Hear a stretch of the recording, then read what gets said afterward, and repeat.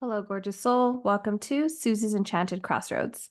I'm Susie, and this podcast helps you navigate your journey through the crossroads by taking a deeper look into witchcraft and spirituality. So settle in, grab your beverage of choice, and let's get this episode going. Hello, gorgeous souls. How are you doing out there? Oh my goodness, it's another windy day in the neighborhood. I feel like, oh, hit my microphone. Sorry about that. I I don't know what's happening. I don't know what's going on. Normally, it's not this windy this late in the year here, but here we are. If I'm sounding a little nasally today, it's because I am. My gosh, this whatever storm is passing through. I don't know why I keep hitting my microphone. Whatever storm is passing through, it's just making a mess. There's just dirt everywhere. It's all over my patio. It's nonsense. So anyway, that's what's going on in my neck of the woods. But how are you all doing today? How's your week going? I am really enjoying these episodes as I'm recording them because it's in this research I'm really diving into different ways to develop and exercise these clairs.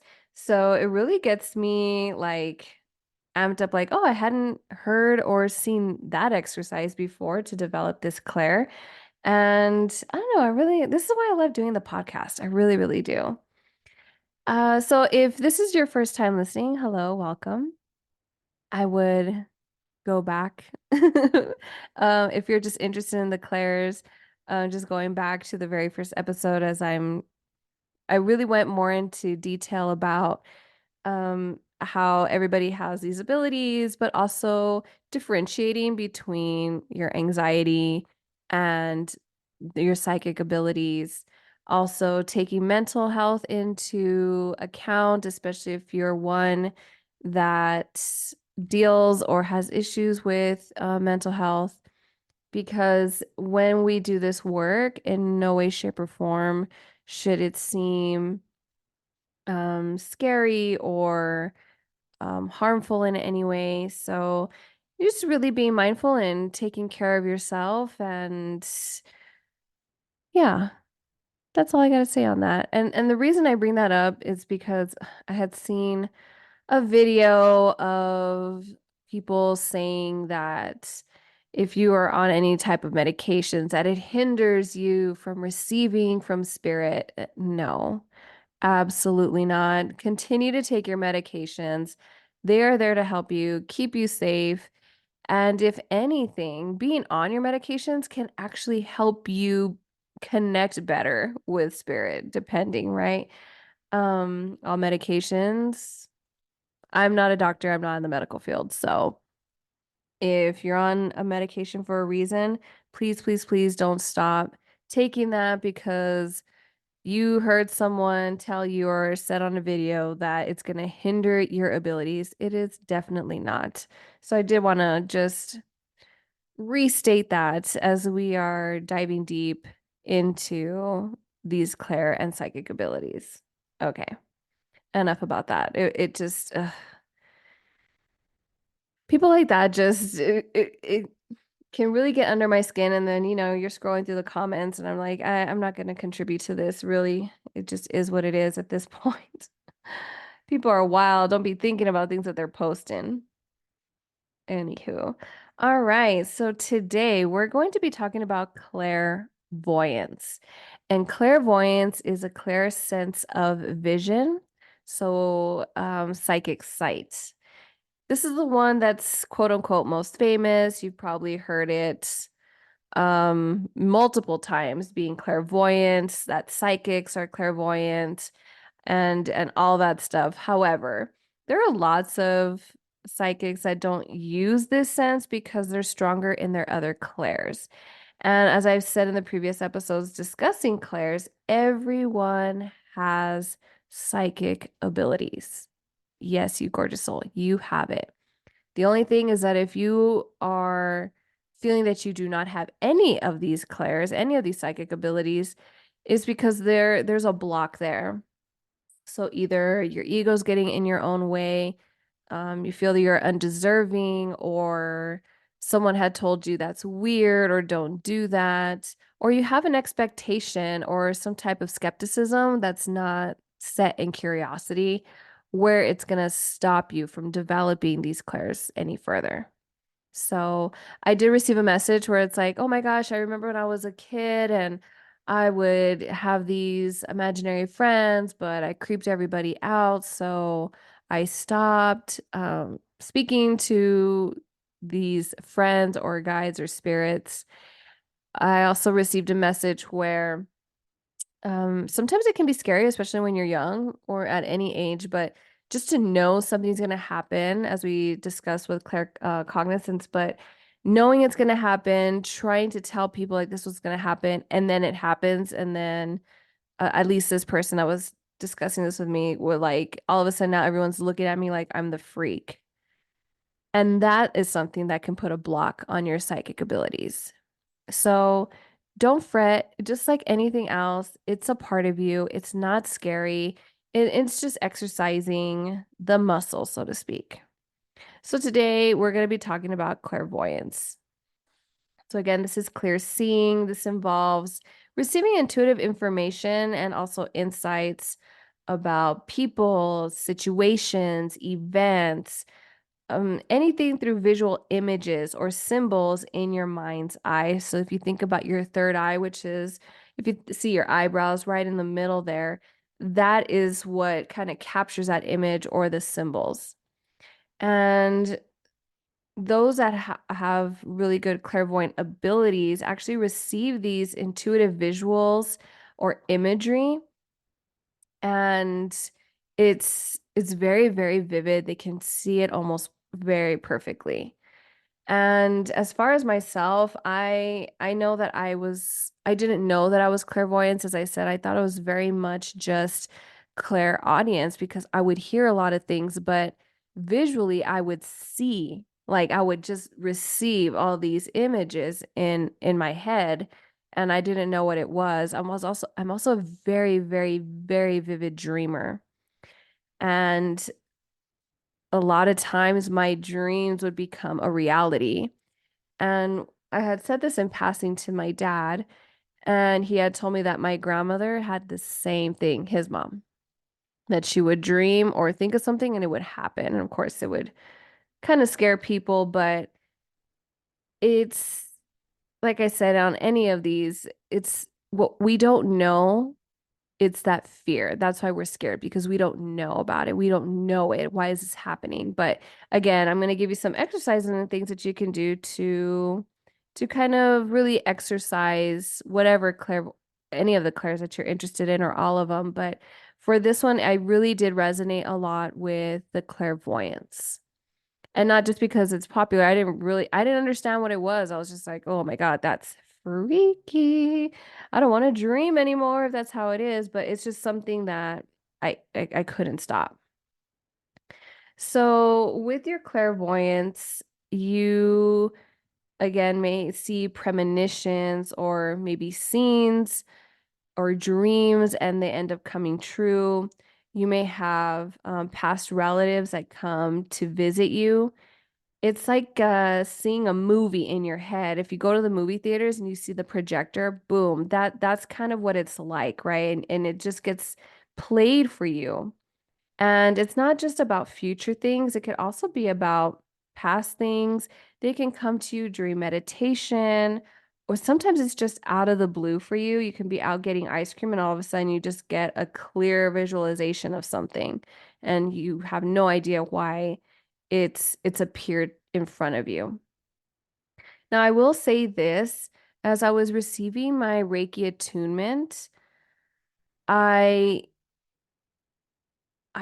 and I can really feel my clairs just really starting to gain some steam, and especially my clairvoyancy, because it's easy for me to visual, but as anything, as I was doing and Reiki for others, I'm like, oh my gosh, am I doing this right? You know what I mean? Like we always want to know, am I doing this right? Am I wrong? Of course, there's no wrong way to do it, and just trusting whatever comes through. And just like as I read tarot for people, things come to mind And it makes zero sense to me. But as I've been taught, through mentors and teachers, you just say the thing. And maybe it doesn't resonate with the client or the person right then and there, but it might in a few hours, the next day, 2 months from then, a year from then. And that's happened to me before where I sent a tarot reading and the client's like, I have no idea what that is. Like, that doesn't resonate. I have no idea. And I'm like, that's okay. That's cool. Like, I'm just saying what came through. Maybe it'll make sense later. I shit you not, a couple of months later, I hear from this client and they're like, oh my gosh, that part that didn't resonate at the time, all of a sudden this happened. And I'm like, oh my gosh. Of course, I wasn't like ruminating over it, but I was like, I remember that because I was like, damn, that's weird. Usually, sometimes it hits, whatever it is that I say.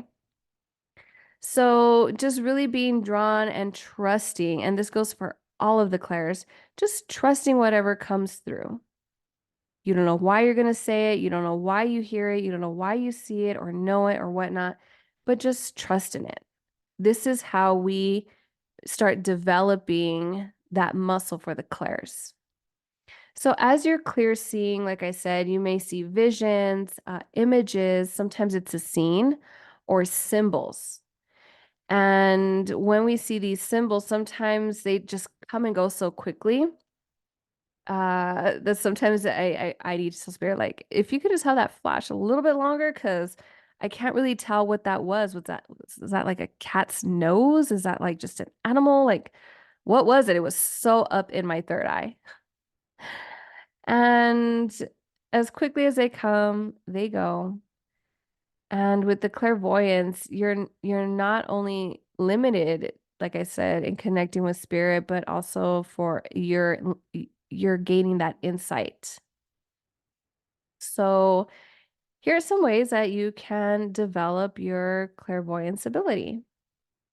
You can spend time visually looking into details of things in your direct view, or maybe a picture or a painting.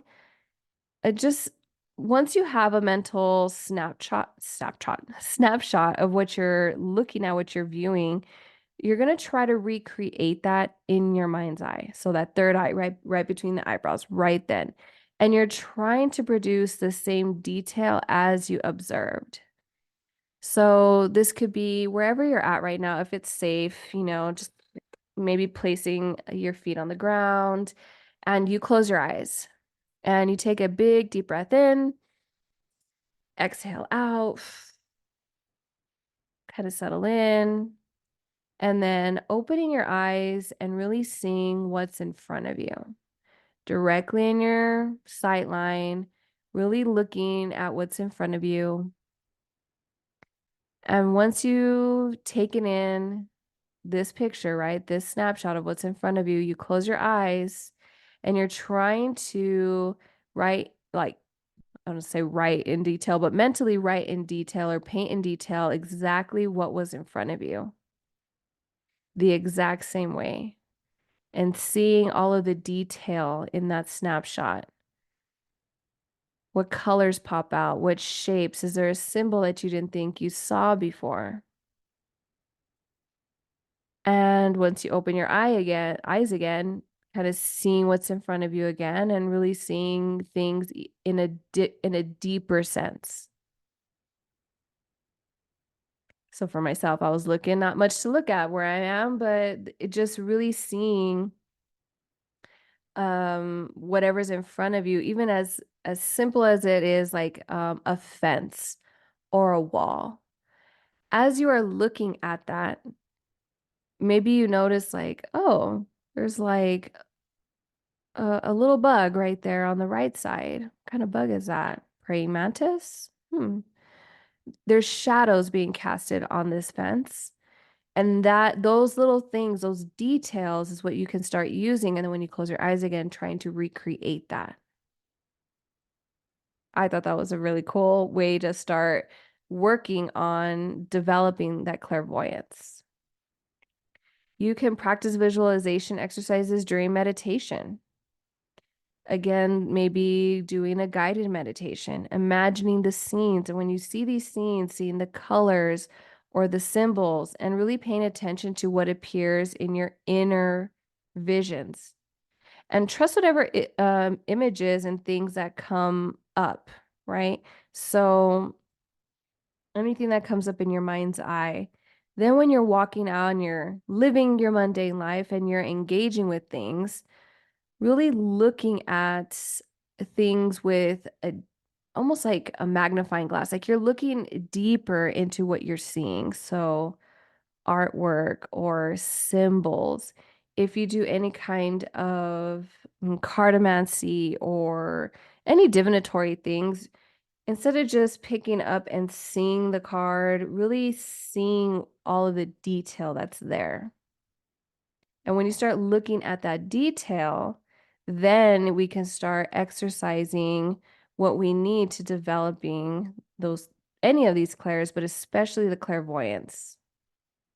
This is another exercise that I saw. So you can visualize yourself holding, and this person said balloons, but it could be any object that you resonate with. And the point of this is to see the colors. So this person said, visualize holding 7 balloons, and all of the balloons have a color range. Okay, so you can do green, blue, purple, yellow, orange, whatever colors, and you're releasing the balloons one at a time. So let's say you want to begin with the purple balloon. You see the purple balloon, you hold the purple balloon, you release the purple balloon, and you watch it float out into the universe until it disappears and you can no longer see it. And then you pick the next balloon. So it's really seeing it, visualizing it up close. And as it goes further and further away until you cannot see it anymore.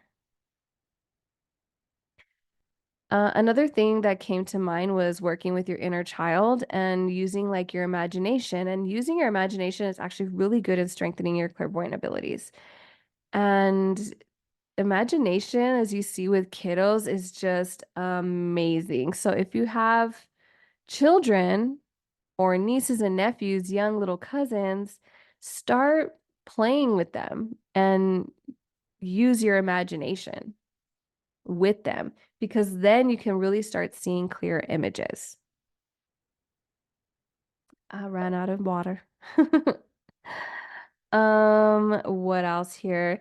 This one was different. So I did grab this from my book of seances by Claire Goodchild. I'm going to read this clairvoyance exercise because I've never used this before, nor have I ever heard of it before. So I thought this would be super interesting in case it resonates with somebody out there. So the steps are make a list of 5 to 10 people. This can be family, friends, or even celebrities. Next, you're going to close your eyes and take a few breaths. Visualize each person one by one. Where are they? What color are they wearing? What hairstyle do they have? Next, ask to be shown an object that symbolizes each person. Your personal biases and opinions may bleed into these symbols, and that's perfectly fine. Allow this to happen.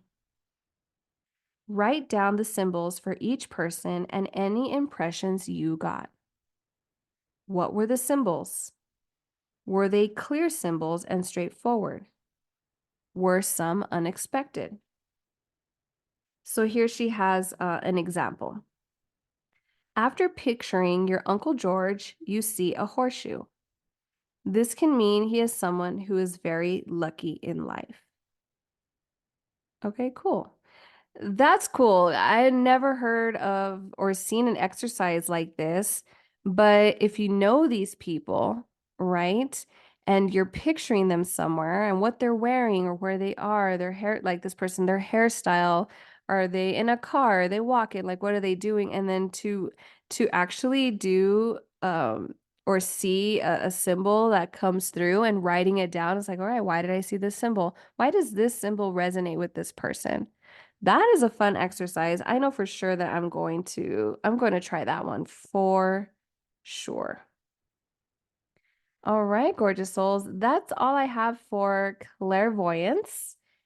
As always, let me know if this resonates with you or if you do work with your clairvoyance ability. What exercises do you do to strengthen that? How did it come to be? Did you always know that you were clairvoyant? And that goes for any of the other clairs also. I'm really, really interested in hearing from you. If you have any questions or would like to get a hold of me or you have topic ideas, linked below in the show notes is a link for a form. Please do not hesitate to fill out that form and submit it in. You can also get a hold of me at Susie's Enchanted Crossroads at gmail.com. I love hearing from you guys. And or on my socials. I'm on Instagram at Susie's Enchanted Crossroads, and I'm on TikTok with Enchanted Crossroads. All right, everyone, have a wonderful rest of your day, and until then, I will see you at the crossroads.